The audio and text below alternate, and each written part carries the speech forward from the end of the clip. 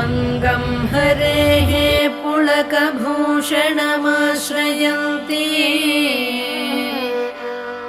भृङ्गाङ्गनेव मुकुलाभरणं तमालम्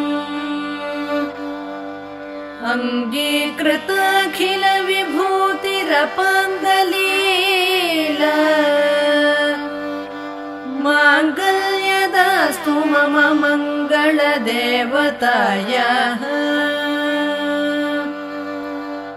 मुग्धा मुहुर्विदधति वदने मुरारेः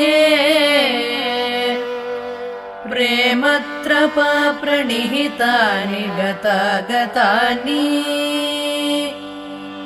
मालादृशोर्मधुकरीव महोत्पलेया सा मे श्रियं